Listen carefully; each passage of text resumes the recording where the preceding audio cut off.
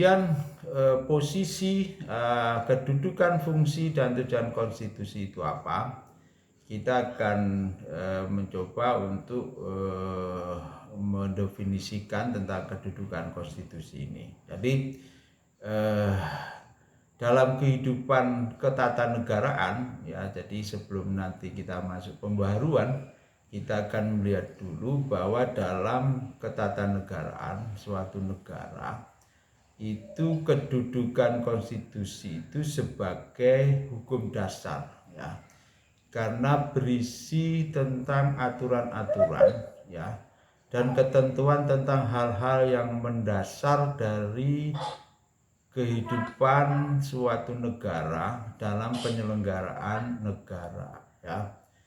Kemudian yang kedua, posisi konstitusi itu adalah sebagai hukum tertinggi. Nah, konstitusi itu lazim, ya, diberi kedudukan sebagai hukum tertinggi. Kalau kita melihat dalam tata aturan hukum kita di Undang-Undang 11 2012 itu, ya, 12 2011, ya, itu tata urutan tertinggi, ya, hukum kita yang paling tinggi adalah, ya, Undang-Undang Dasar. Nah, sehingga dalam tata hukum aturan yang terdapat dalam konstitusi tadi, ya, Undang-Undang Dasar itu menjadi lex superior dari undang-undang yang di bawahnya atau aturan yang di bawahnya. Sehingga kalau membuat aturan-aturan di bawahnya harus tidak bertentangan dengan isi konstitusi, ya, itu, ya.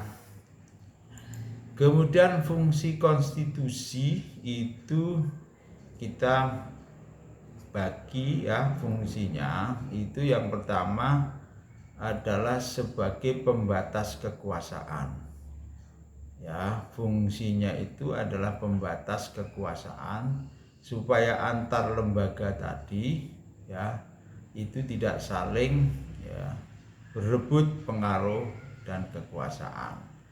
Kemudian mengatur hubungan kekuasaan, jadi diatur hubungan antara organ negara tadi supaya tidak terjadi tumpang tindih. Kemudian fungsinya juga mengatur, ya, sebagai pengatur hubungan kekuasaan antara organ negara dengan warga negara. Nah, ini penting, ya, karena itu tadi saya sebutkan salah satunya adalah hak asasi manusia. Ya, di situ pasti dalam konstitusi itu dimuat tentang hak-hak warga negara. Nah, kemudian yang keempat fungsinya, ya, sebagai pemberi atau sumber legitimasi terhadap kekuasaan negara ataupun kegiatan penyelenggaraan kekuasaan negara. Kemudian yang kelima fungsinya adalah sebagai penyalur, ya, penyalur atau pengalih kewenangan dari sumber kekuasaan yang sah kepada organ negara, ya, itu, ya. Kemudian yang keenam fungsinya itu adalah fungsi simbolik, yaitu sebagai sarana pemersatu atau symbol of unity, sebagai rujukan identitas dan sebagai keagungan kebangsaan atau identity of nation, serta sebagai pusat atau center of ceremony. Nah, kemudian yang ketujuh itu konstitusi itu fungsinya sebagai sarana pengendalian masyarakat atau social control, ya, baik dalam arti sempit yaitu bidang politik dan dalam arti luas yang mencakup bidang sosial dan ekonomi. Nah, kemudian yang kedelapan itu fungsi sarana perekayasa dan pembaharuan masyarakat. Nah, ini kita mengenal, ya, seorang tokoh namanya Ruskobun, ya, itu yang terkenal dengan hukum itu sebagai alat untuk, ya, merekayasa. Nah ini di sini fungsi dari konstitusi tadi adalah perekayasa dan pembaharuan masyarakat yang dalam bahasa lain disebut social engineering atau social reform, ya, itu, ya. Kemudian tujuan konstitusi apa? Nah, jadi tujuannya adalah untuk memberikan pembatasan dan pengawasan terhadap kekuasaan, ya. Kemudian untuk membebaskan kekuasaan dari kontrol dari para penguasa, serta menempatkan bagi penguasa itu batas-batas mana kekuasaan mereka. Kemudian menjamin pemenuhan hak-hak dasar warga negara. Ya, ini dalam konstitusi kita, dibentuk konstitusi itu tujuannya seperti itu. Nah, konstitusi negara Indonesia ini gilirannya siapa namanya, Vika ini ya. Saya mau bertanya pada Vika ini. Kak Vika, konstitusi negara Indonesia itu apa wujudnya dan namanya, Mbak Vika?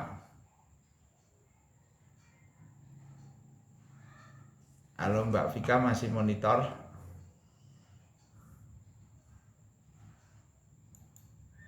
Halo Vika, kemana ini?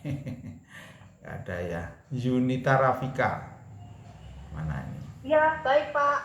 Hadir. Wujudnya apa konstitusi kita itu Mbak Vika? Iya Pak. Wujudnya dan namanya apa coba? Wujud dari konstitusi dapat berupa hukum dasar tertulis dan tidak tertulis Pak. Wujud konstitusi yang tertulis kemudian disebut dengan undang-undang dasar yang seperti Pak Zainal sampaikan tadi. Ya, untuk itu Indonesia, khusus Indonesia, Mbak Vika? Apa Pak? Khusus Indonesia namanya apa? Apa Pak? Khusus di Indonesia namanya apa konstitusi kita?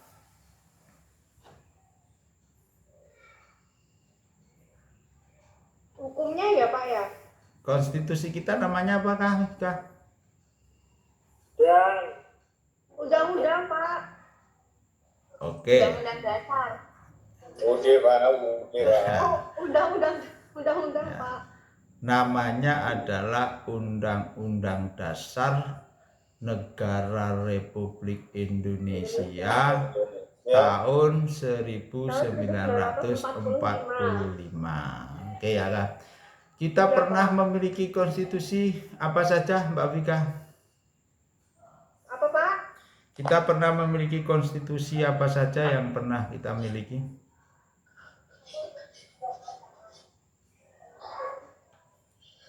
Wujud konstitusi ya Pak ya? Yang pernah kita miliki apa saja?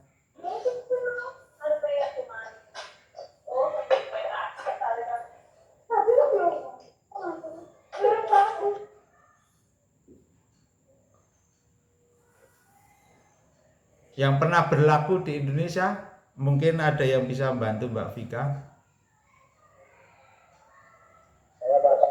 Konstitusi Republik Indonesia Serikat, Pak. Salah satunya konstitusi yang pernah kita miliki adalah ya yang mengatur tentang Republik Indonesia Serikat. Saudara-saudara, seperti Mas Bagus katakan, bahwa kita ini pernah menjadi negara federal, ya, negara federal, ya, ketika kita mengubah Undang-Undang Dasar, ya, yang disahkan 18 Agustus 1945, ya. Kemudian itu berlaku sampai tanggal 27 Desember 1949.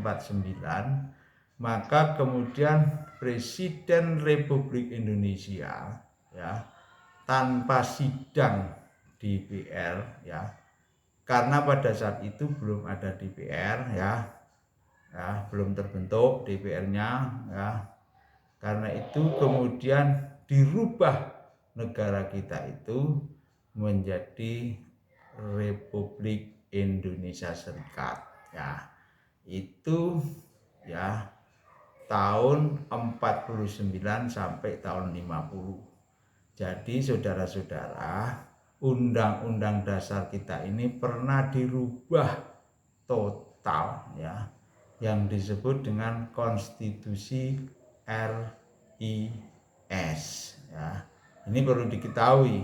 Jadi jangan sampai ketika saudara-saudara sudah mengambil mata kuliah pembaruan hukum masih bersikukuh bahwa kita ini ya hanya mengagung-agungkan satu konstitusi ya, yang kalau kita lihat ya tulisannya itu Undang-Undang Dasar, yaitu yang disahkan 18 Agustus 1945 yang kemudian dikenal dengan Undang-Undang Dasar 1945.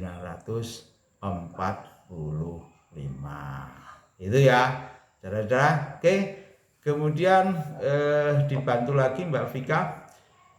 Setelah Undang-Undang RIS, kemudian kita pernah memiliki undang-undang apa lagi?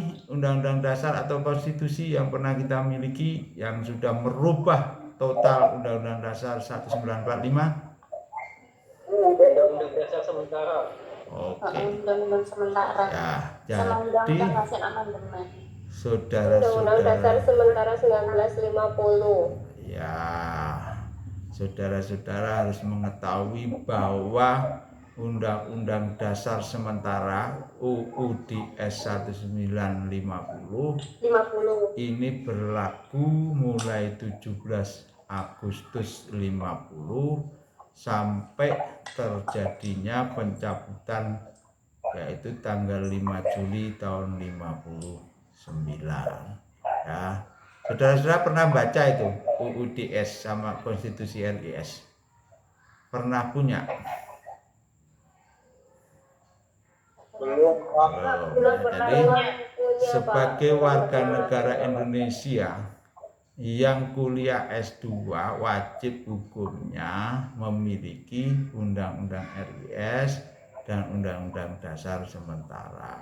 Oke, setelah 59 kita kembali kepada Undang-Undang Dasar 1945. Oke ya, Vika, saya tanya lagi saudara Vika. Undang-undang atau konstitusi yang paling tebal di dunia di mana? Nggak tahu Pak. Di Belanda. Ya, jadi saudara harus tahu undang-undang atau konstitusi undang-undang dasar yang paling tebal itu adalah di India. Ya, India paling tebal ya. Iya Pak. Kemudian yang paling tipis, yang paling kata-katanya sedikit.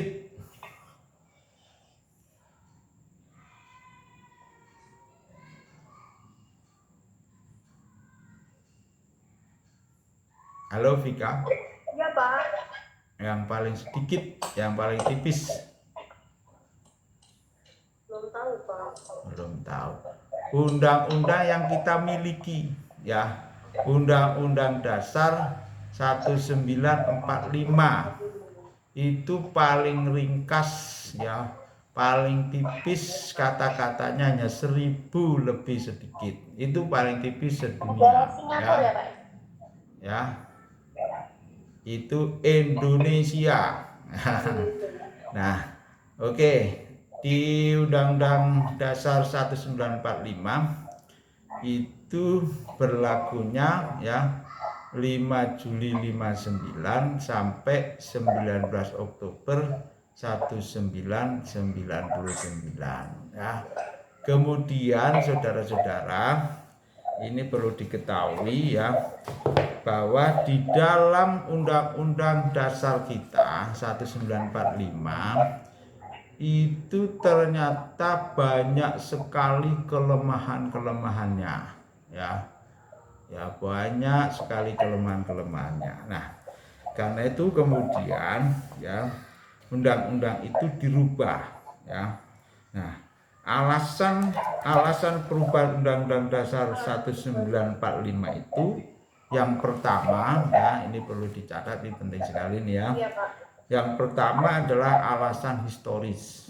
Nah, nanti akan saya tanya ini alasan historis itu apa ya. Nah, kenapa kok alasan historis dijadikan ya alasan Undang-Undang Dasar 1945 itu kemudian dirubah ya.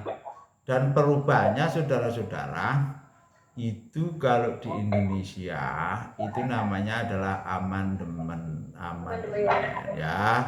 Amandemen itu perubahan undang-undang dasar. Di Indonesia sudah 4 kali ya dirubah ya selama 99 ya. Tapi kalau dikaitkan dengan UU ya yang sementara tadi, undang-undang sementara, kemudian RIS itu berarti sudah 6 kali ya dirubah ya. Nah, ini perubahan yang keempat. Kemudian ini ada lagi usulan-usulan nanti perubahan yang kelima ya.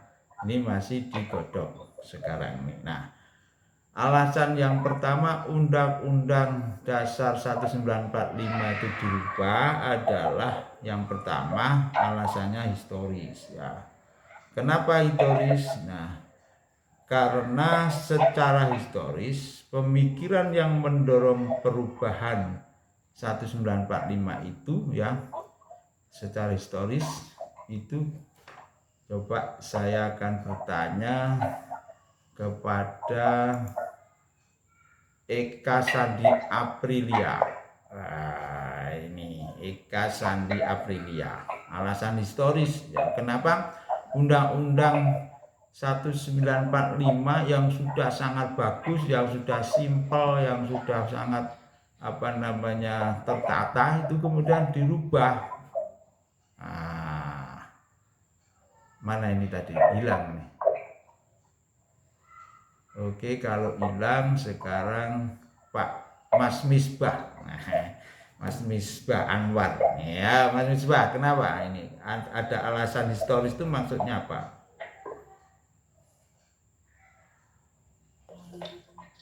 Mungkin pendapat saya karena terlalu tersentralnya kekuasaan negara itu di tangan eksekutif. Ya. Yang mengkhianati bahwa awal kemerdekaan itu memang Indonesia itu menganut sistem republik yang membagi kekuasaan, sehingga pada waktu 98 itu di akhir masa Orde Baru itu memang sistem ketatanegaraan itu kewenangan itu semuanya hampir terpusat di eksekutif, sehingga sehingga presiden itu seolah-olah menjadi pimpinan tertinggi, Pak. Tidak harus diubah undang-undang dasarnya itu, sehingga pendistribusian kekuasaan itu merata, baik itu di bidang pemerintahan, Dewan Perwakilan, baik juga di kekuasaan kehakiman. Oke, mungkin itu, Pak. Ya, itu alasan kenapa dirubah ya. Itu nanti masuk ke lembaga ya. Jadi lembaga eksekutif yang dalam hal ini presiden itu kekuasaannya ya dinilai itu sangat dominan, karena itu harus dirubah. Itu alasan kelembagaan. Nah, yang saya tanyakan di sini adalah alasan historis ya. Nah, alasan historis itu berarti alasan yang bisa digunakan oleh para pembaharu ya, dalam hal ini pembaharu hukum tata negara, untuk melakukan perubahan konstitusi. Nah, ini alasannya ada di dalam ya para pendiri negara yang pertama-tama, yaitu founding father kita. Presiden yang pertama sekaligus sebagai ketua ya pada saat sidang-sidang di Panitia Persiapan Kemerdekaan Indonesia mengatakan bahwa ya Undang-Undang Dasar 1945 itu sifatnya sementara. Nah, ini direkam pidato dari Insinyur Soekarno sebagai presiden, dia masih ketua panitia persiapan kemerdekaan Indonesia yang mempersiapkan negara itu dengan membentuk konstitusi namanya Undang-Undang Dasar. Dia mengatakan itu masih bersifat sementara. Nah, karena itu kenapa ketika Insinyur Soekarno menjadi presiden, dengan mudahnya Undang-Undang Dasar tadi dirubah menjadi ya undang-undang ya yang semestinya Negara Kesatuan Republik Indonesia menjadi Republik Indonesia Serikat. Nah, karena apa? Karena Undang-Undang Dasar 1945 yang dibuat oleh para founding father itu sifatnya sementara, sehingga harus dirubah untuk perbaikan. Ya, itu adalah alasan historis. Ya, dalam kesempatan pidato itu, Pak Insinyur Soekarno itu mengatakan seperti itu, bahwa Undang-Undang Dasar itu sifatnya sementara. Nah, itu ya. Kemudian pada tanggal 10 November Insinyur Soekarno mengulangi lagi. Jadi ini sejarah, ini penting sekali. Nah, 10 November Insinyur Soekarno mengulangi kembali pernyataan yang menegaskan bahwa sifat Undang-Undang Dasar 1945 itu sifatnya adalah sementara. Nah, dia mengatakan, nah, pidato lengkapnya saya bacakan ya. Kita bukan tidak punya konstitusi, malahan dengan konstitusi yang berlaku sekarang, ya, kita sudah mempunyai 3 konstitusi sebelumnya. Tapi semua konstitusi itu ya pada saat pidato tahun 50 itu sudah ada 3 konstitusi. Yang pertama Undang-Undang Dasar 1945, kemudian Undang-Undang RIS tahun 49, dan Undang-Undang sementara tahun 50 ya. Nah, semua undang-undang tadi sifatnya adalah sementara.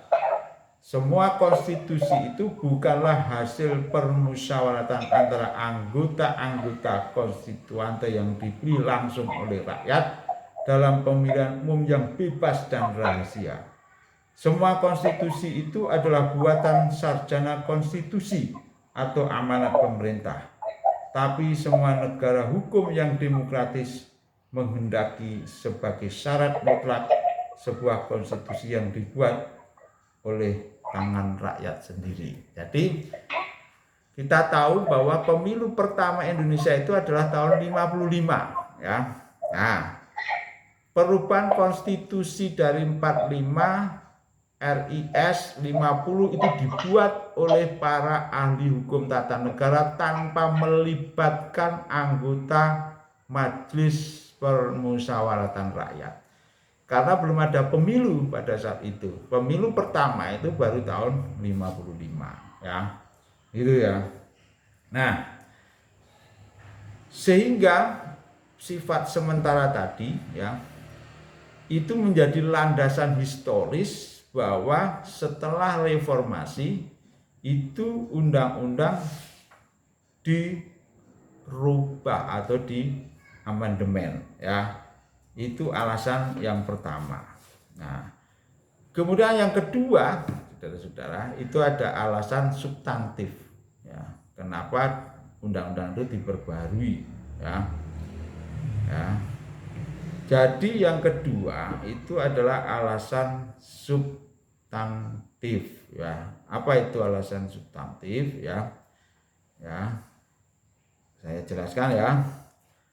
Selain sifat kesementaraan, perubahan Undang-Undang Dasar 45 tadi tidak terlepas dari kelemahan substantif dari Undang-Undang Dasar 1945 tadi ya. Sehingga tidak pernah menampilkan pemerintahan yang demokratis ya. gitu ya. Nah, ini ada beberapa diskusi yang pernah Pak Jenel ikuti ya di beberapa perguruan tinggi ya. Namanya adalah kelompok kerja reformasi hukum pada saat itu ya, dan perundang-undangan ya. Ya, pada saat itu yang membentuk adalah Pak Profesor Dr. B.J. Habibie. Nah, Pak Jenel pernah mengikuti beberapa kajian reformasi itu, antara lain di Universitas Erlangga ya. Nah, sebelum perubahan Undang-Undang Dasar 45 secara substansif ya, secara substantif tadi itu undang-undang kita memiliki kelemahan ya. Kelemahan yang pertama secara substansi tadi adalah struktur ketatanegaraan yang sangat eksekutif heavy yang dikatakan oleh teman kita Mas Misbah Anwar tadi ya. Jadi itu alasan substansi yang dikatakan oleh Mas Misbah tadi. Kenapa? Karena eksekutif ya memiliki kewenangan yang berlebih dalam mengatur negara ini. Karena itu harus dirombak, jangan sampai itu terus-menerus sehingga merugikan rakyat ya. Kemudian yang kedua ya, tidak cukup mengatur ya checks and balances. Jadi antar kewenangan antar lembaga tadi ya, tidak ada check and balances ya. Kita tahu bahwa Majelis Permusyawaratan Rakyat itu adalah sebagai lembaga tertinggi negara ya. Kemudian yang ketiga ya, dalam alasan substansi tadi terdapat banyak ketentuan yang tidak jelas di dalam Undang-Undang Dasar 45 itu, banyak yang enggak jelas ya. Misalnya kalau kita melihat di pasal tentang Indonesia ini, presidennya harus orang Indonesia asli. Ini enggak jelas itu ya. Asli yang dimasukkan di situ yang mana? Apakah yang dari Papua, kelahiran Papua, ataukah yang Aceh, ataukah yang Jawa? Nah, ini namanya adalah VQ ya. Nah, kemudian dalam pasal pengaturan tentang pembatasan presiden ya, di situ tidak jelas karena di situ hanya dituliskan bahwa presiden bisa dipilih kembali.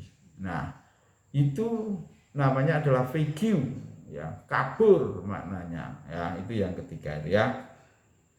Kemudian yang keempat, terlalu banyak delegasi kepada undang-undang. Jadi apa-apa diatur dalam undang-undang, apa-apa diatur dalam undang-undang, gitu ya.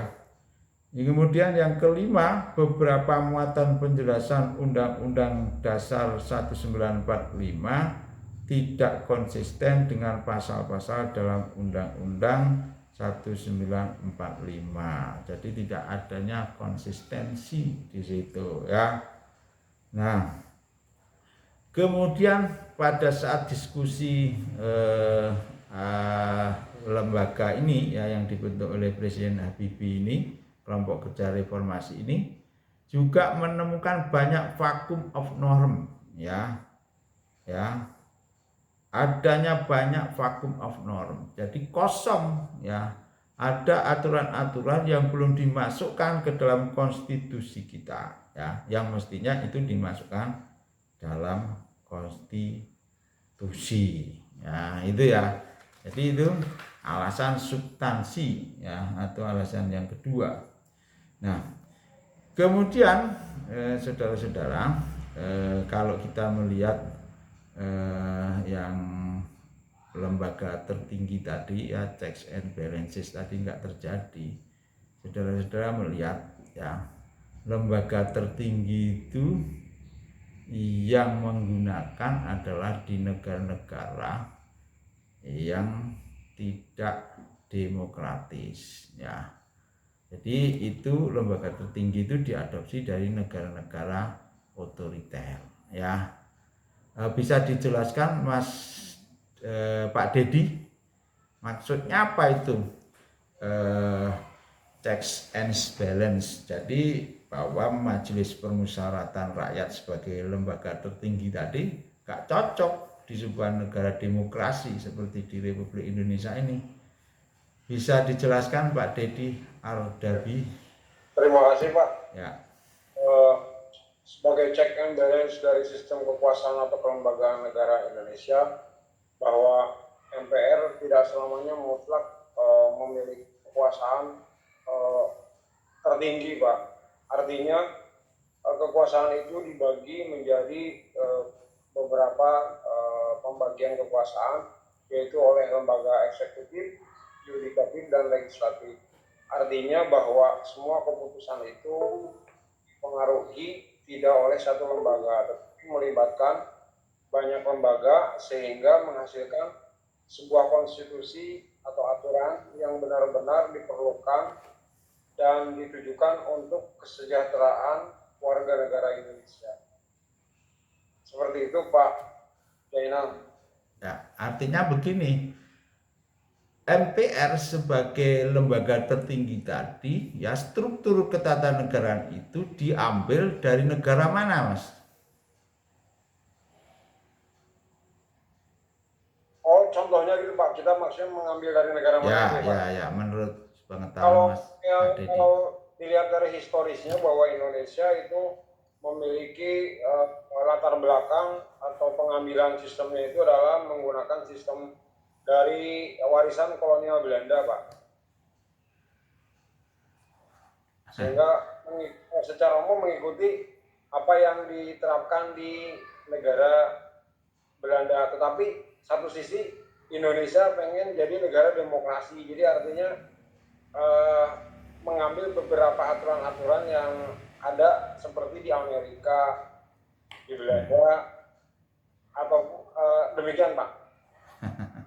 Ya, jadi kalau kita mempelajari konstitusi di negara-negara tadi sudah saya katakan ya, saya singgung sebentar bahwa di negara-negara otoriter itu di situ ya dicantumkan lembaga tertinggi negara ya. Jadi lembaga tertinggi negara tadi ternyata diambilkan dari ya negara-negara yang otoriter ya. Dulu pada waktu itu ya itu di negara-negara ya tetangga kita yang sudah merdeka lebih dulu ya, di negara sosialis ya. Jadi pada saat itu ada Uni Soviet ya, kemudian ada Cina ya, itu kita mengambilnya dari situ. Jadi lembaga tertinggi negara itu diambilkan dari negara-negara sosialis ya. Oke, sehingga itu nggak cocok di negara Republik Indonesia secara substansi ya, karena itu harus dirombak. Nah itu alasan substansi seperti itu ya, selain check and balance, kemudian eksekutif heavy ya, seperti yang dikatakan oleh Mas Misbah ya. Jadi ada 5 alasan konsorsium reformasi hukum di Indonesia yang dibentuk oleh Profesor B.J. Habibie, yang pada saat itu saya juga beberapa kali mengikuti pembahasan soal reformasi hukum tata negara itu ya. Oke, sekarang yang alasan filosofis. Nah, ternyata ada alasan filosofis ya. Kalau kita melihat bukunya Pak Bakir ini ya, ini Pak Bakir Manan ini di situ disebutkan alasan filosofis itu ya, bahwa Pak Bakir Manan ini mengemukakan bahwa secara filosofis perubahan Undang-Undang Dasar 45 itu dilakukan. Yang pertama yaitu ya, yang pertama menurut Pak Bakir itu adalah merupakan ya momen ya yang harus diambil oleh bangsa Indonesia ya. Jadi itu secara filosofis seperti itu, karena kekuatan politik dan akomodasi ya. Jadi ada kekuatan politik dan akomodasi politik pada saat itu ya yang dominan ya pada saat dirumuskannya Undang-Undang Dasar 45 ya. Setelah digunakan dalam waktu yang cukup lama, maka situasinya berubah ya.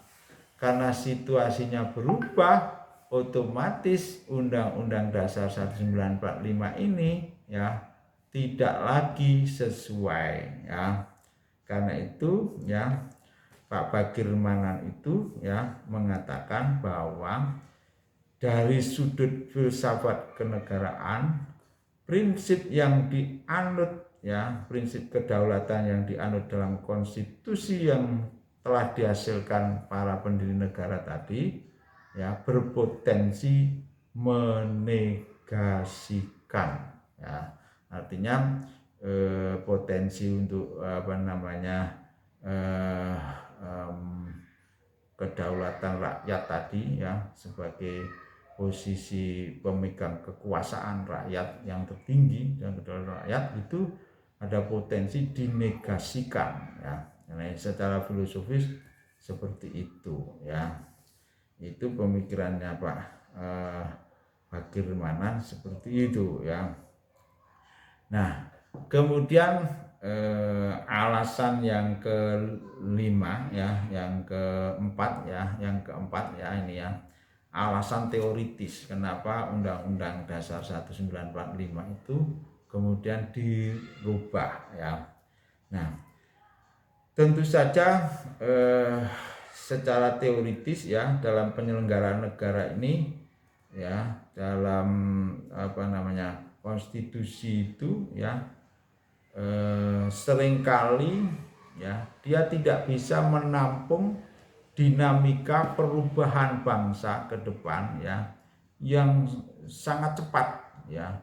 Jadi dinamika perubahan ini sangat cepat sehingga teorinya itu mestinya seperti ini ya, tapi kenyataannya undang-undangnya masih seperti ini. Nah, gap antara apa yang seharusnya dengan sesungguhnya inilah yang disebut dengan persoalan teoritis. Nah, Undang-Undang Dasar 1945 itu secara teoritis itu ada gap ya antara kenyataan dalam undang-undang itu dan apa yang seharusnya. Karena itu perlu perubahan ya. Nah ini, sekarang yang kelima ya, alasan praktis nih ya. Kalau alasan praktis itu ya salah satunya adalah Undang-Undang Dasar 1945 tadi ya, itu kan harus dirubah ya, teks-teksnya undang-undang tadi harus dirubah ya, karena secara praktis ya dibutuhkan saat ini. Nah, itu menjadi alasan ya. Oke. Nah, sekarang kita akan lanjutkan lagi ya tentang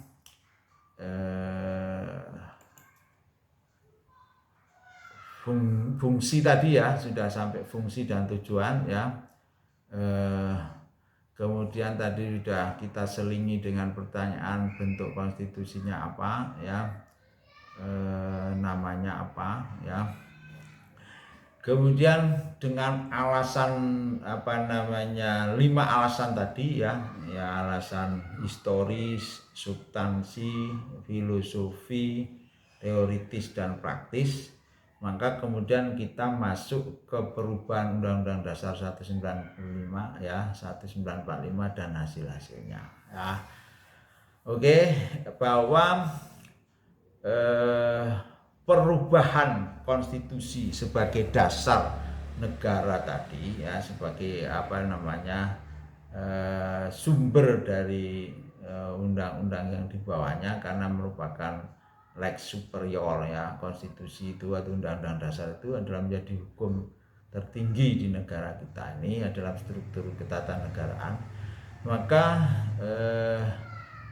perubahan konstitusi tadi ya, seperti saya katakan ada 2 ya, Ya, ada dua pengertiannya ya.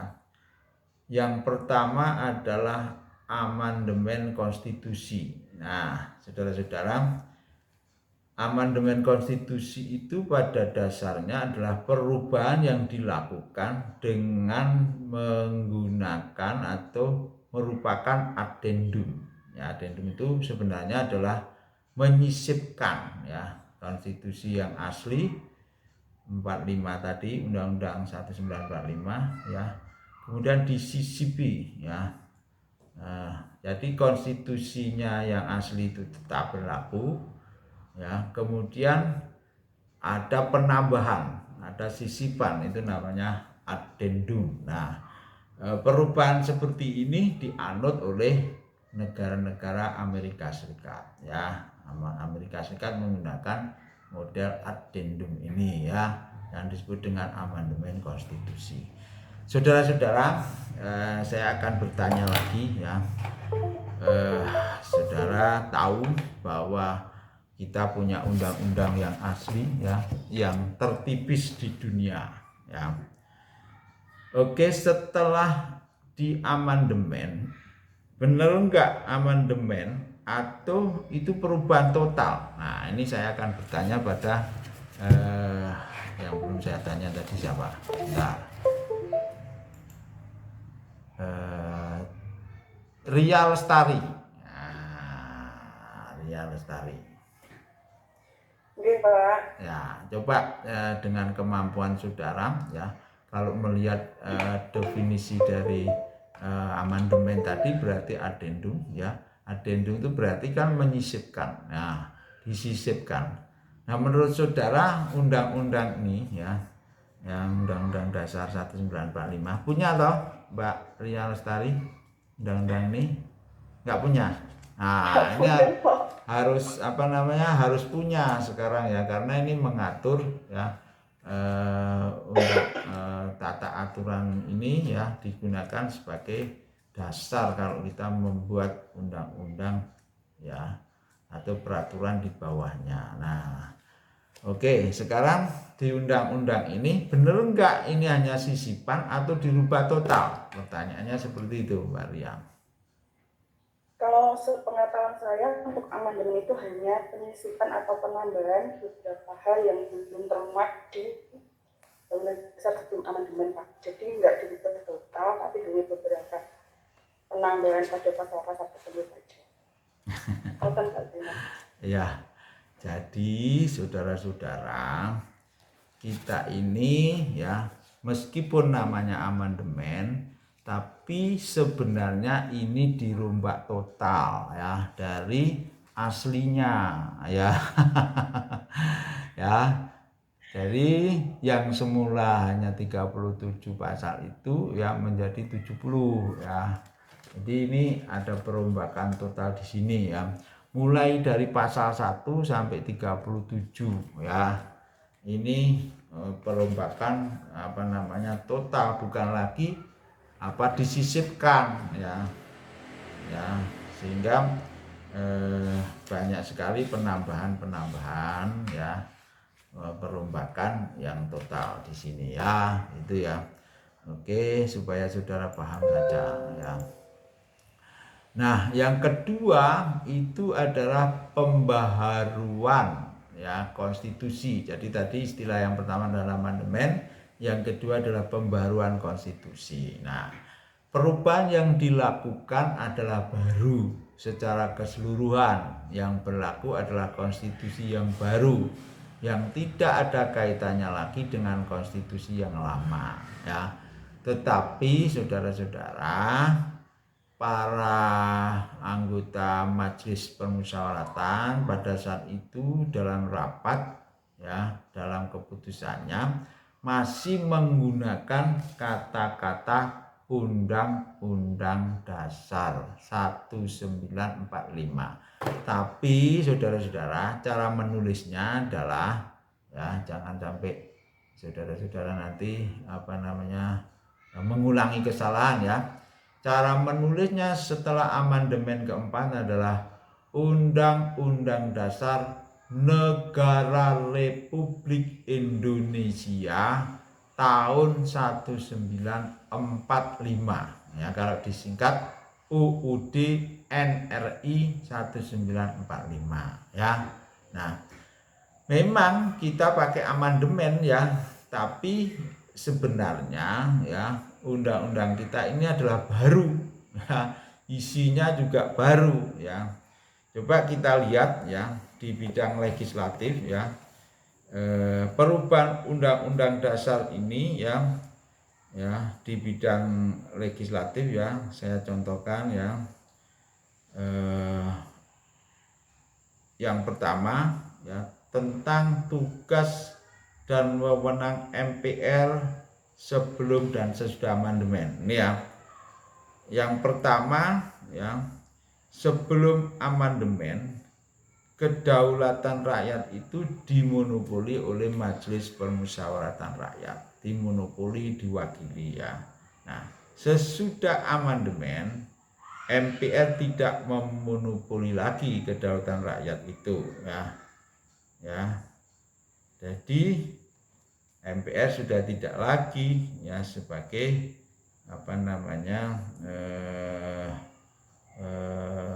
sebagai penguasa tertinggi yang mewakili kedaulatan rakyat ya. Yang kedua, ini dirubah lagi nih ya.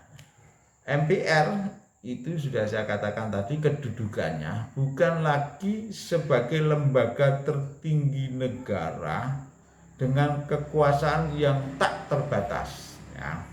Jadi setelah amandemen keempat ya, itu MPR itu ya hanya menjadi salah satu dari lembaga negara ya yang kekuasaannya terbatas. Nah, saudara-saudara, sebenarnya di Indonesia ini kalau kita cermati ya, MPR itu sebenarnya ya sekarang ini ya harusnya ya menjadi forum ya yang di situ itu ya bukan merupakan lembaga ya mestinya ya.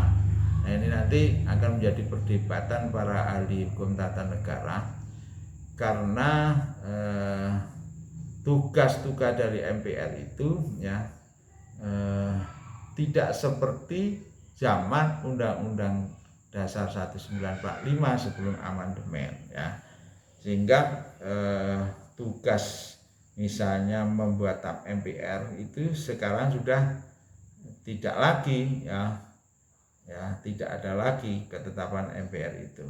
Padahal ketetapan MPR ini sebenarnya amat penting ya dalam struktur ketatanegaraan ya, tapi sekarang sudah nggak ada TAP MPR misalnya seperti ini. Saudara-saudara, saya mau bertanya lagi ya tentang pemangkasan wewenang MPR ini setelah amandemen ya. Saya bertanya lagi kepada siapa ini yang ada di sini, Pak Eka Sandi, Eka Sandi Aprilia. Eka Sandi Aprilia, saya mau bertanya ini saudara, kalau saudara menjadi pegawai di pemerintah itu yang kemudian saudara diangkat ya, dan saudara diangkat kemudian saudara kan mendapat SK. Nah, sekarang yang menjadi pertanyaan ya Presiden Republik Indonesia itu ya sekarang yang memberi SK gaji ya siapa?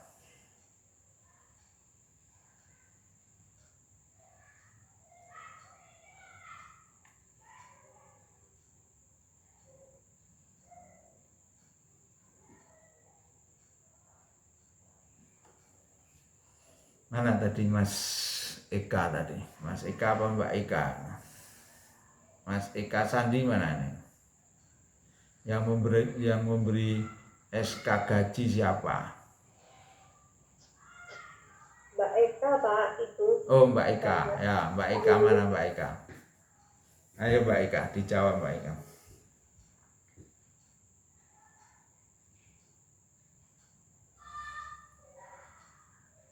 Oh, nggak ada dia ya. Oke, yang ada Rafika. Yunita Rafika neng. Kak, Anda kan sebagai Tadi sudah, Pak. Anda sebagai seorang advokat ya. Kemudian Anda sudah sebentar lagi sarjana hukum, magister hukum. Kemudian saudara akan ditanya oleh orang kebanyakan orang awam karena saudara dianggap sudah menyandang gelar magister hukum dan saudara dianggap tahu ya tentang tata negara ini.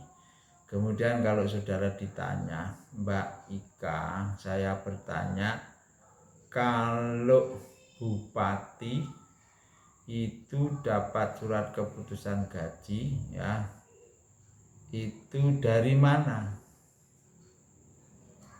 Menteri Dalam Negeri, Pak. Ya, karena dia di bawah menteri. Nah, sekarang presiden ya, siapa yang memberi SK tentang besarnya gaji ya sebagai Presiden Republik Indonesia seharusnya menurut hukum tata negara?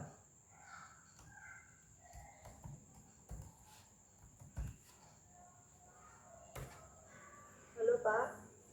Halo, siapa Kak? Apa, Pak? MPR, Pak. Presiden, ya? Ya, presiden siapa Pak? MPR, Pak. MPR pusat. Apa enak MPR daerah? Nggak ada.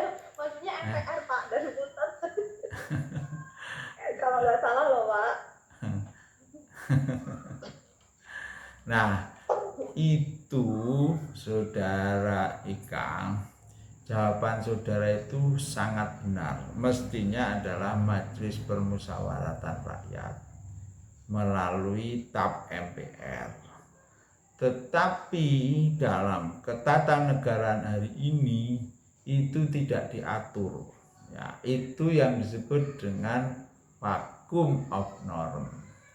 Sehingga menurut ahli hukum tata negara Bu Maria, yang dia ini adalah bekas atau mantan hakim konstitusi, dia mengatakan ya mestinya Undang-Undang Dasar 1945, Undang-Undang Dasar amandemen yang disebut Undang-Undang Dasar Negara Republik Indonesia tahun 45 itu diamandemen lagi ya, supaya tidak terjadi kekosongan hukum ya.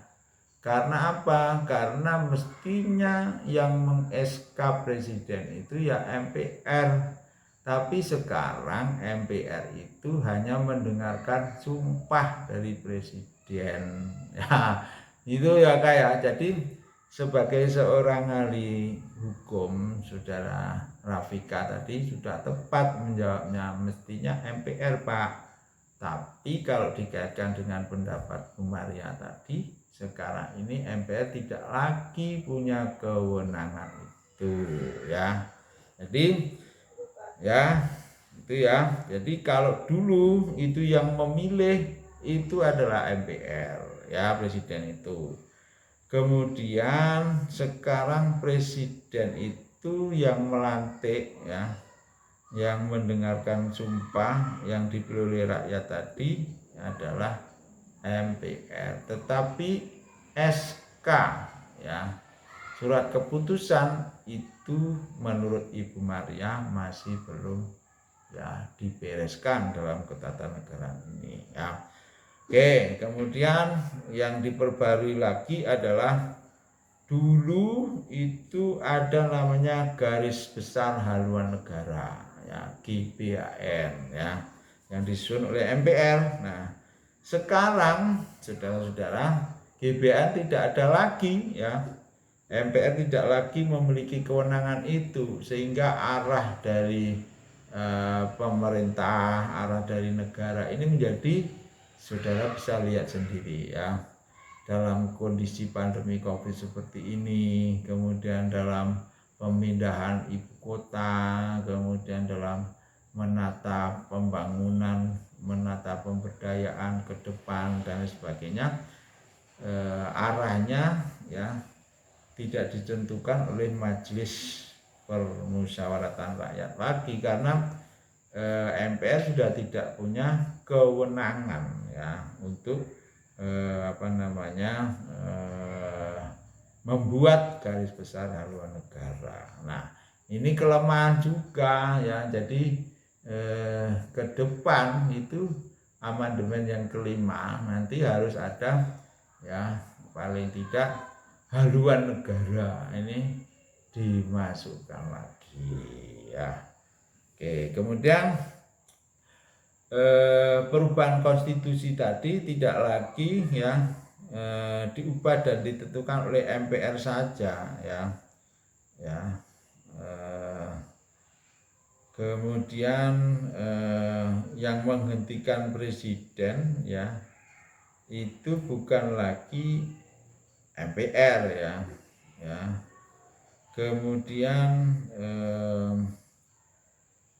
tentang kekosongan kursi presiden itu sampai hari ini ya di amandemen kita yang tidak diatur itu ya.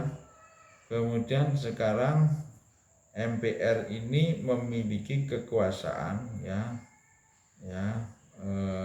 untuk memilih presiden dan wakil presiden itu dalam hal bahwa salah satu atau kedua jabatan itu kosong ya, yang sebelumnya tidak diatur di dalam undang-undang kita ya. Oke, kita akan lanjut. Wah, masih banyak banget nih ya. Oke, jadi amandemen konstitusi dan pembaruan konstitusi itu bedanya. Kalau yang amandemen itu model Amerika, dia menyisipkan ya, kemudian menambah. Kalau dalam pembaruan itu kita modelnya memakai Belanda atau Perancis, jadi dirubah total ya. Nah, Indonesia ini aneh ini.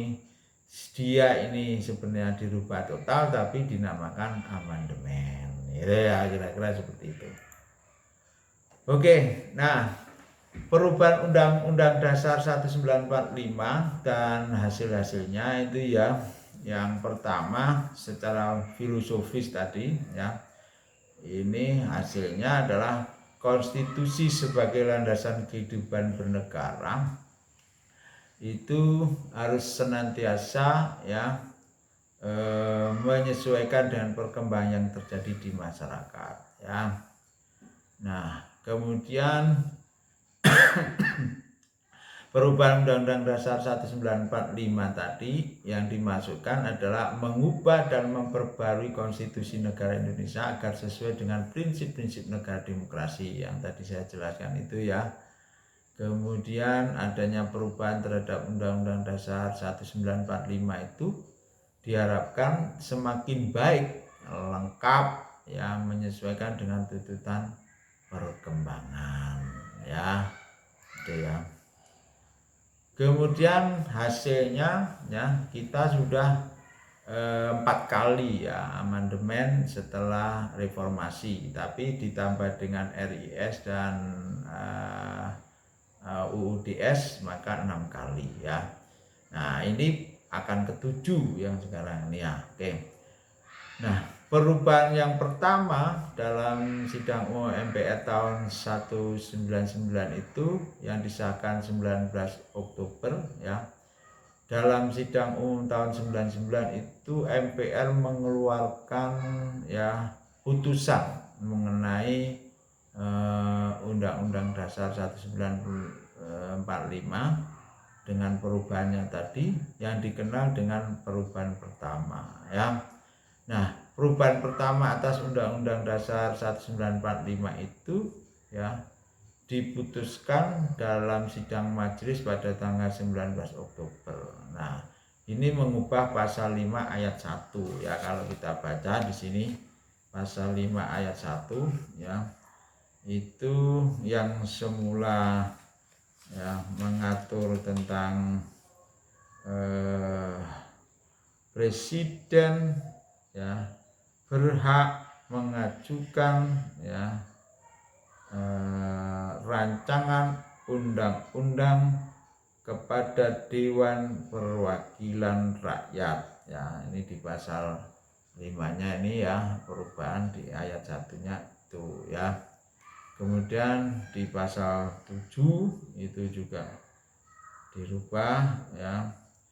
Presiden dan wakil presiden memegang ya jabatan selama 5 tahun dan sesudahnya dapat dipilih kembali ya dalam jabatan yang sama hanya untuk 1 kali masa jabatan. Nah, itu dirubah. Yang sebelumnya ya di pasal 7 itu yang sebelumnya presiden itu ya bisa dipilih kembali ya tanpa ada batasan ya, dipilih kembali dalam 1 jabatan yang posisinya sama. Nah sekarang saudara-saudara, amandemen kelima ini ya yang rencananya akan dilakukan itu ada wacana bahwa presiden itu akan menjabat selama 3 kali. Nah ini menjadi nanti akan kita lihat ya apakah benar 3 kali atau nanti tetap seperti yang pasal 7 yang sekarang ini yang dibatasi. Kemudian ada pasal 9, pasal 13, pasal 14, 15, 17. Nah ini perubahan pertama ini ya yang di amandemen 9 pasal nih ya. Dan pasal yang krusial yang pasal 7 tadi tentang jabatan, karena dinilai sebelumnya bahwa kita ini presidennya itu terlalu lama ya, terlalu lama dalam menjabat sehingga kesempatan yang lainnya tidak mendapatkan itu ya. Oke, kemudian perubahan kedua ya dalam sidang MPR yang disahkan 18 Agustus ya tahun 2000 ya. Ini ada perubahan yang kemudian dikenal dengan perubahan kedua ya, yang ditetapkan tanggal 18 Agustus tahun 2000 ya. Ini MPR RI mengubah dan menambah pasal 18 ya menjadi pasal 18A, pasal 18B ya. Kemudian di pasal 19 juga dirubah, pasal 20 ya juga ada pasal 20A ya, kemudian ada pasal 22A, ada pasal 22B ya. Ini dirombak ya, pasal 28, 28A, B, C, D, E, F ya. Ini semuanya diatur ya di pasal 28. Coba kita lihat di pasal 28 ini mengatur tentang ya bentar saya bacakan ya saudara-saudara supaya kita tahu ya bahwa di pasal 28 itu mengatur tentang hak asasi ya, yang sebelumnya hak asasi ini enggak ada ya. Nah ini hak asasi ini yang diadopsi dari negara-negara yang sudah maju ya, di Amerika terutama ya. Itu di pasal 28 ya A, bahwa setiap orang berhak untuk ya hidup serta berhak mempertahankan hidup dan kehidupannya, itu hak asasi manusia dan seterusnya itu ya. Oke, kita lanjut ya, perubahan ketiga. Nah ini 10 November 2001 ini yang dirubah mulai pasal 1. Nah pasal 1 itu yang sebelum dirubah itu mengatakan negara Indonesia ialah negara kesatuan yang berbentuk republik ya.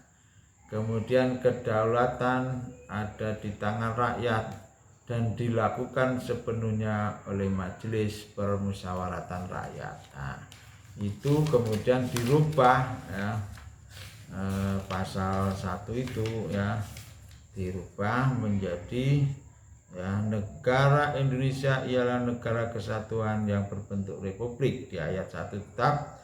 Kemudian ayat 2-nya kedaulatan berada di tangan rakyat dan dilaksanakan menurut undang-undang dasar ya. Kemudian negara Indonesia adalah negara hukum. Nah, ini yang di ayat 3 ini ya yang menjelaskan bahwa negara kita adalah negara hukum, yaitu di pasal 1 ayat 2 dan ayat 3 ini baru disahkan dalam amandemen yang ketiga, yaitu di tanggal 10 November 2001 ya. Jadi pada amandemen yang ketiga ini ya atau pembaruan ini ada sebanyak 23 pasal ya. Nah, ini yang keempat sekarang ya, dalam sidang tahunan 2002 ini MPR, jadi dia tiap tahun sidang gitu ya, mulai 99, kemudian 2000, 2001, kemudian 2002 ya. Pada waktu itu pimpinannya adalah Pak Amin Rais ya. Nah, ini menambah pasal 2 di ayat 1 ya. Kemudian pasal 6 ayat 4, pasal 8 ya. Jadi perubahan keempat ini ya yang diamandemen 13 pasal. Nah, kemudian ditambah di situ 3 pasal aturan peralihan dan 2 pasal tambahan ya. Nah, kemudian di dalam undang-undang yang baru ini, Bapak-bapak, Ibu-ibu ya, untuk menunjukkan bahwa negara kita adalah negara hukum, maka dibentuklah Mahkamah Konstitusi ya. Mahkamah Konstitusi ini tugasnya adalah menguji undang-undang terhadap undang-undang dasar ya. Kemudian merumuskan sengketa kewenangan antar lembaga negara ya. Kemudian memutuskan pembubaran partai politik ya. Kemudian perselisihan hasil pemilu ya.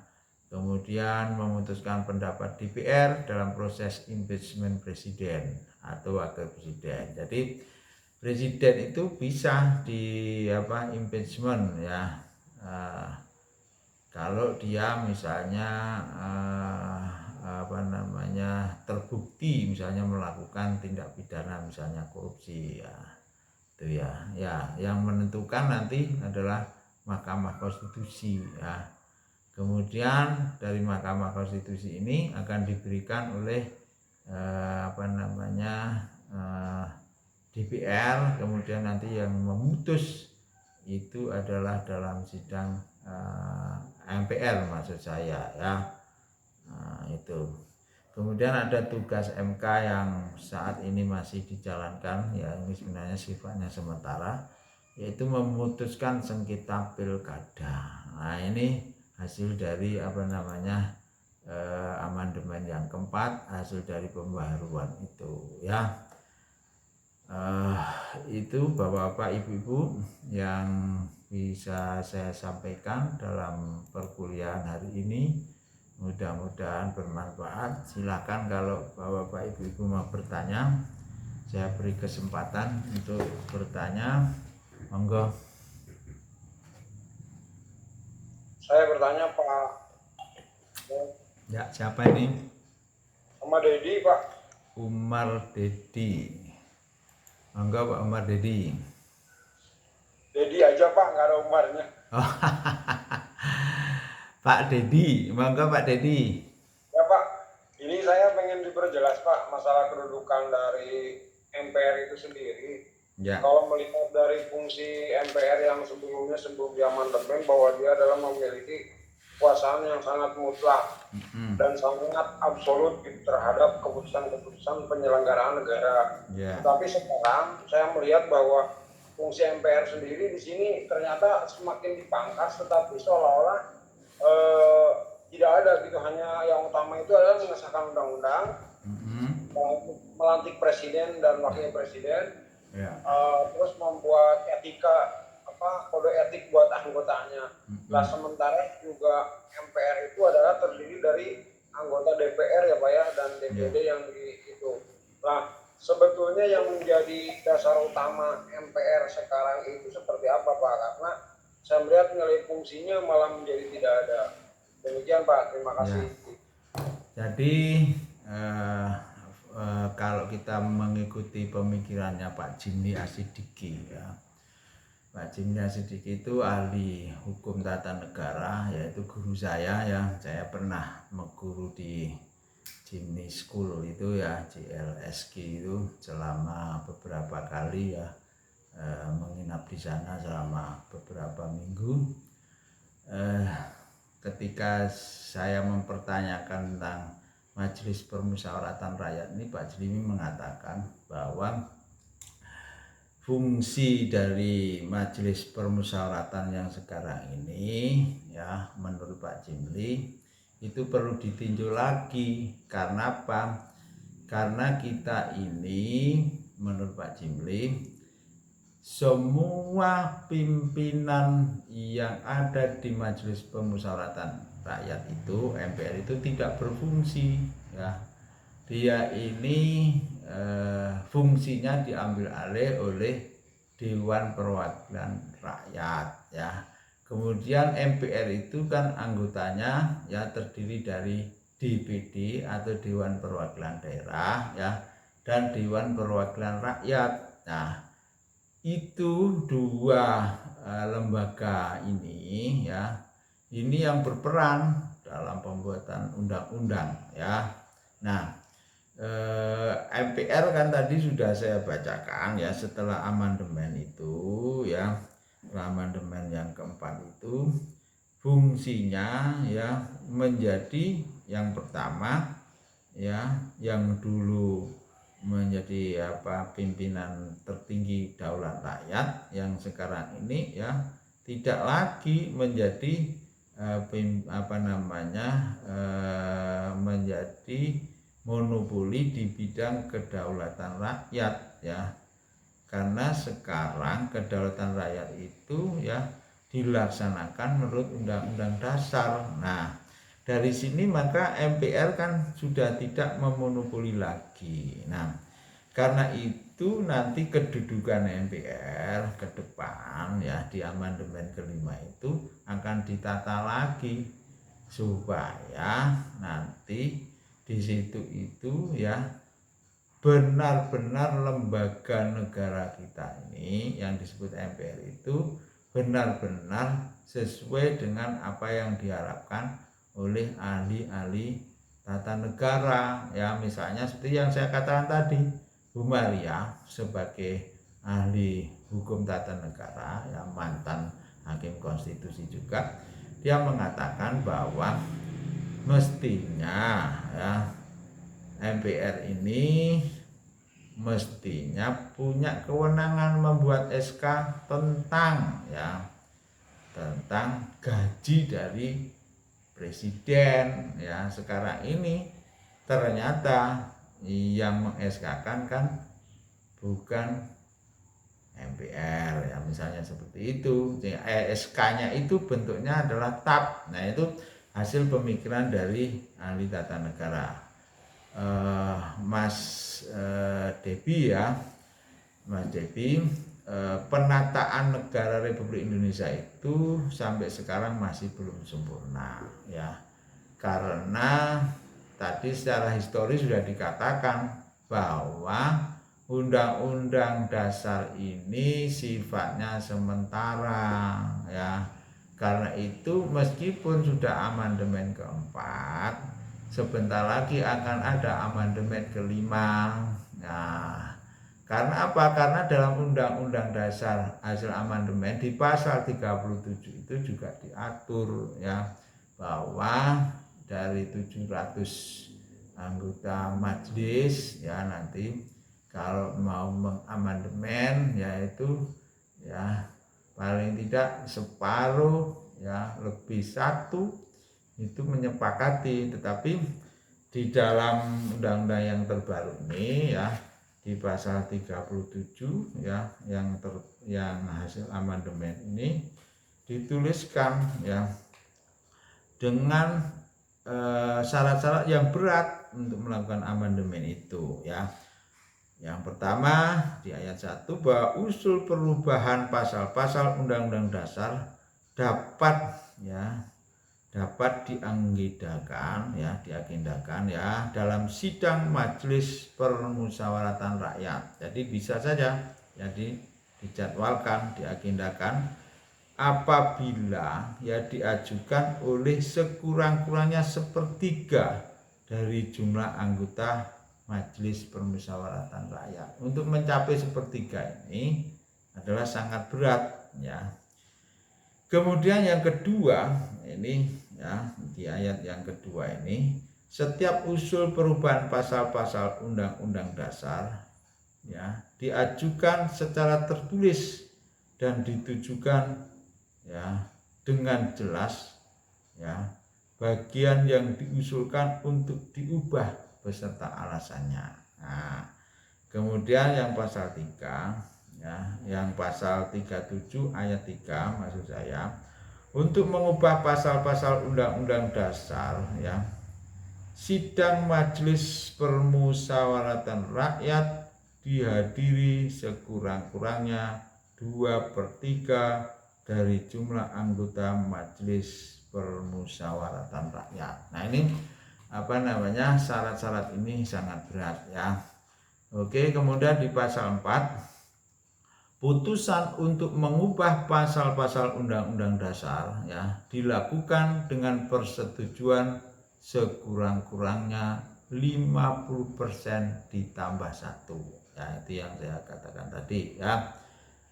Oleh siapa? Anggota dan seluruh anggota majelis permusyawaratan rakyat. Nah, yang kelima, khusus mengenai bentuk negara kesatuan Republik Indonesia tidak dapat dilakukan perubahan. Artinya kita sudah memilih negara kesatuan Republik Indonesia, jangan dirubah lagi seperti zaman Pak Karno menjadi Republik Indonesia Serikat ya. Itu negara persatuan kalau serikat itu ya, atau federal ya. Jadi itu Mas posisi majelis permusyawaratan rakyat ke depan yang sehari yang lalu saya juga berdiskusi dengan Pak Jimny Sidiki bahwa sebenarnya menurut Pak Jimny kita ini bukan menganut majelis permusyawaratan rakyat itu bukan menganut bikameral ya, tapi trikameral di Indonesia ini. Nah ini satu-satunya majelis permusyawaratan rakyat satu-satunya ya yang menggunakan istilah trikameral. Artinya apa?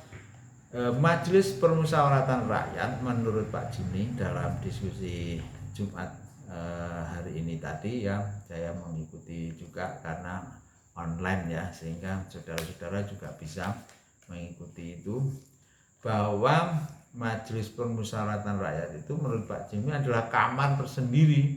Jadi ada kamar Dewan Perwakilan Daerah atau DPD, ada kamar Dewan Perwakilan Rakyat, ada kamar majelis permusyawaratan rakyat. Itu ya Mas Dedi ya. Ya Pak, terima kasih. Oke, jadi Mas Dedi bisa memperdalam ini setiap Jumat di Jimny School ya, karena ini online ya. Itu nanti akan dibahas, sekarang sudah yang ke-11 ya. Saya mengikuti sejak dari awal, sejak dari kajian di pasal 1 sampai sekarang sudah mencapai pasal 10 ya. Di situ dijelaskan pembaharuannya di sini, kemudian yang dirubah sini ke depan seperti ini gitu ya. dan Mas Dedi bisa bertanya ya setiap Jumat ya. Nah, tadi pagi saya juga mengikuti ya itu. Tapi sebelumnya saya juga ke Jakarta sana ya. Di sana ada gedung Sarinah di lantai 7 itu. Di situ ada satu ruangan itu yang dipakai untuk sekolah Jimmy School itu, dan saya memperdalam persoalan tata negara itu dengan beliau Jimmy School ini. Dan minggu depan saya sebagai pengajar hukum pembaruan tata negara juga tergabung di dalam Asosiasi Pengajar Hukum Tata Negara.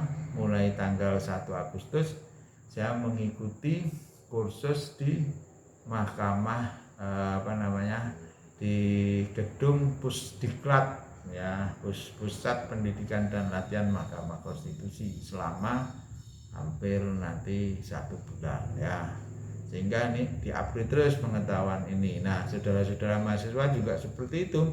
Saya mengharapkan saudara-saudara mahasiswa semua ya, jangan mengandalkan kuliah yang hanya 1 jam 2 jam ini ya, tapi mulai sekarang saya mengharapkan ya paling tidak membaca buku-buku ya seperti ini ya, ini wajib menurut saya ya.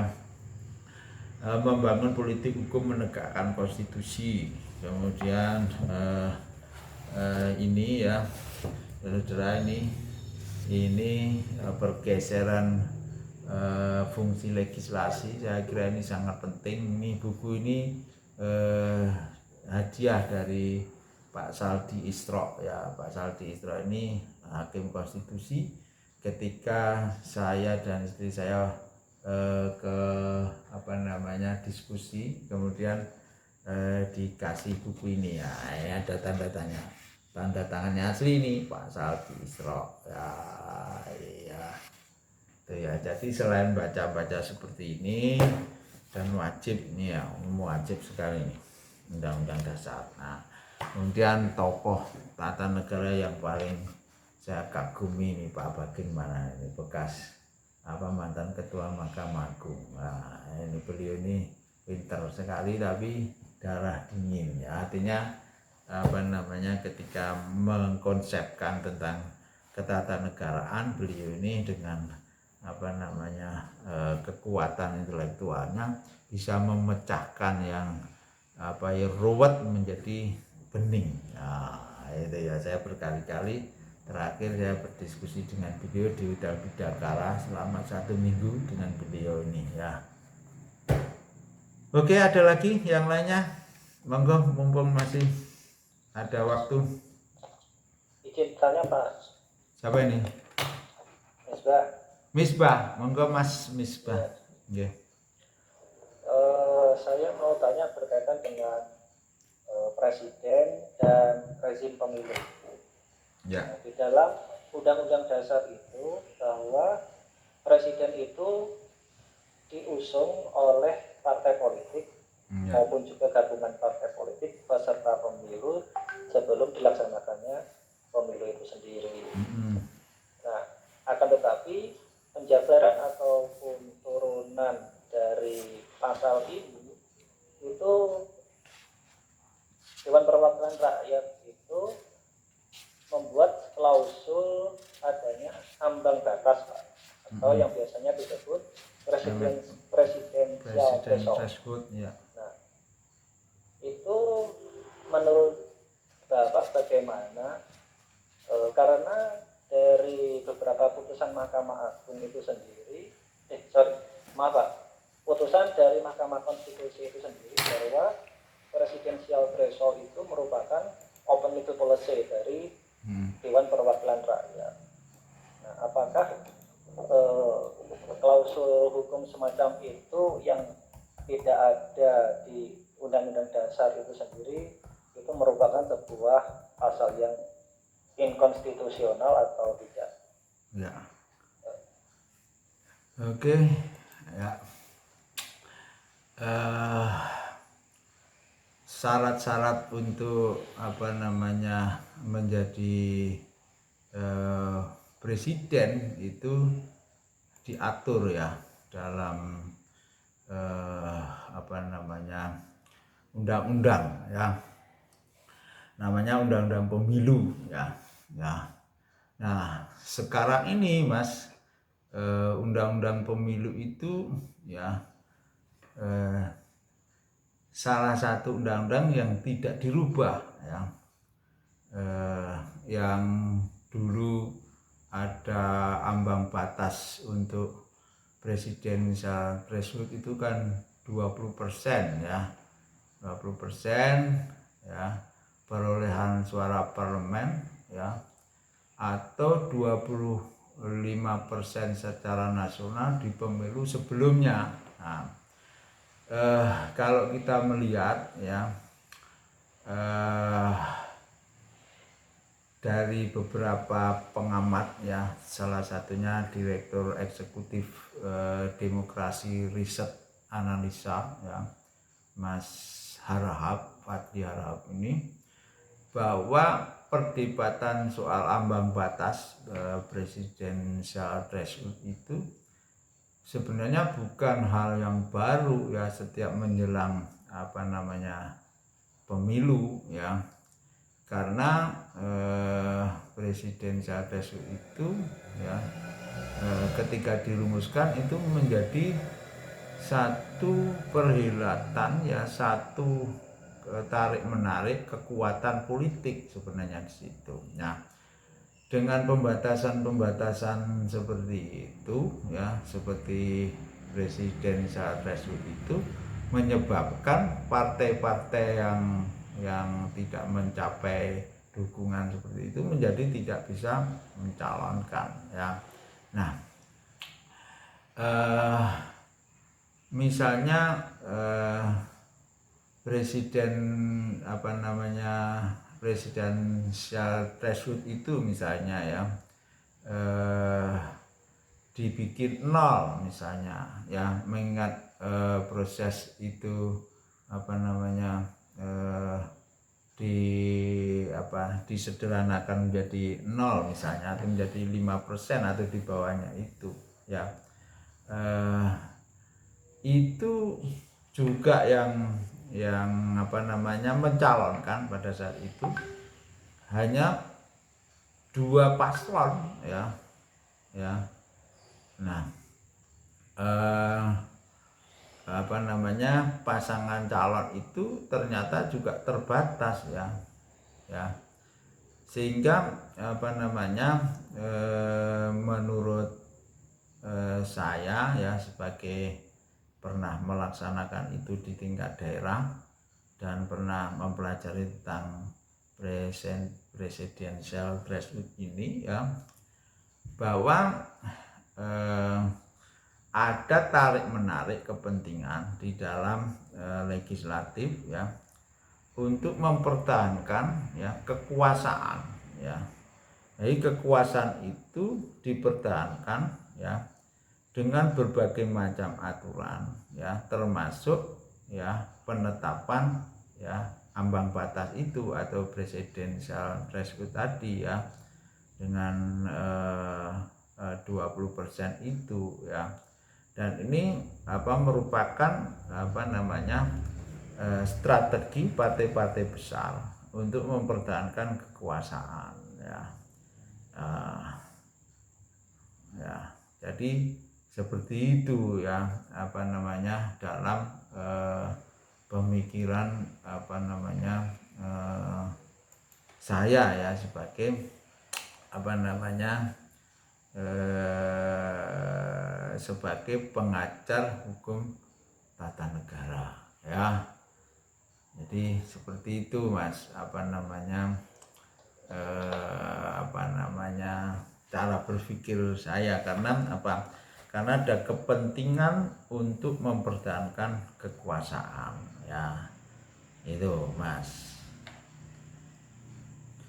Iya Pak, terima kasih. Halo, ada lagi? Ayo, diskusinya masih ada waktu. Kalau nggak ada, kita besok akan beralih kepada pembaruan hukum Islam ya. Jadi besok kita akan masuk jam 2 siang ya, jam 2 siang, dan itu akan saya ajar tentang pembaruan hukum Islam, dan besok akan saya kasih teorinya ya, teorinya akan saya kasihkan bagaimana pembaruan itu dilakukan ya, karena hari ini kita sudah malam, nggak mungkin saya kasihkan teorinya sekarang ya. Oke, kalau nggak ada pertanyaan, nggak ada masukan, sampai ketemu besok ya. Besok 2 kali pertemuan ya Bapak Ibu. Jadi disiapkan ya. Besok Zoom. Besok pakai Zoom karena ya Allah, tadi saya lupa. Hari ini kita kehilangan Maha Guru ya. Hari ini Pak Profesor Dr. Hasyim Nawawi meninggal dunia. Ya Allah, innalillahi wa inna ilaihi raji'un. Al-Fatihah untuk beliau. Al-Fatihah. A'udzubillahi minasyaitonir rajim.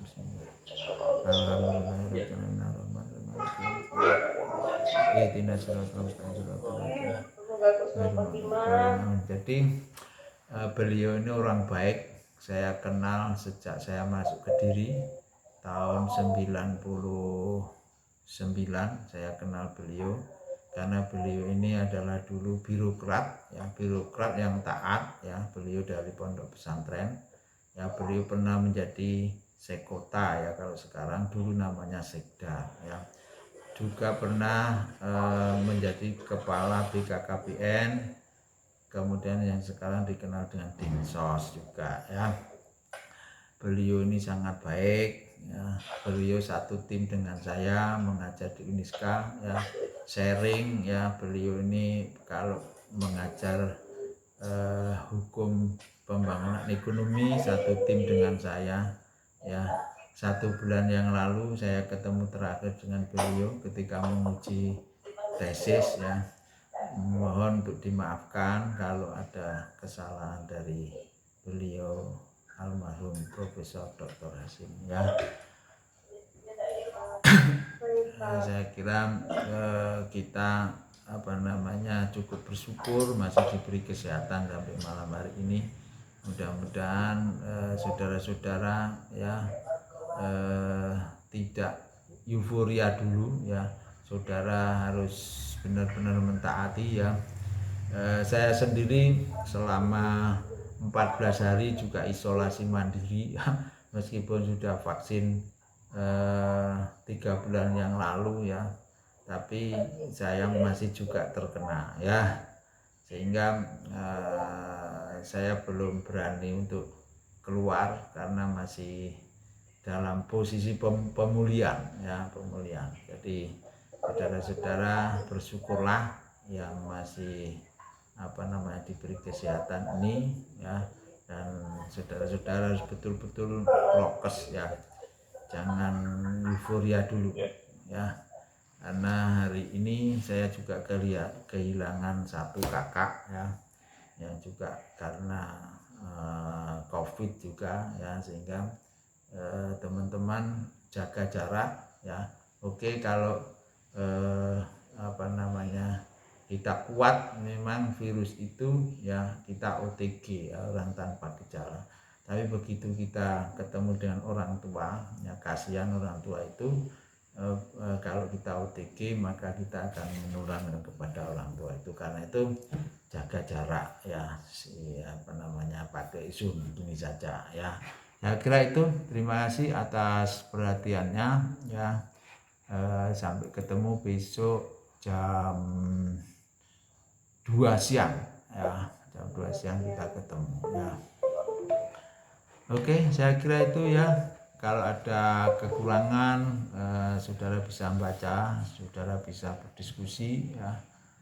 Banyak sekali forum-forum yang bisa saudara ikuti, termasuk GSLG atau Genius School yang di YouTube itu juga sudah dimuat ya. Dan apa yang saya ajarkan ini ilmunya dari beliau ya, Pak Profesor Jimmy. Itu ya saudara-saudara, sampai ketemu lagi besok. Assalamualaikum warahmatullahi wabarakatuh. Waalaikumsalam warahmatullahi wabarakatuh. Pak Jena, sehat kembali. Ya, alhamdulillah.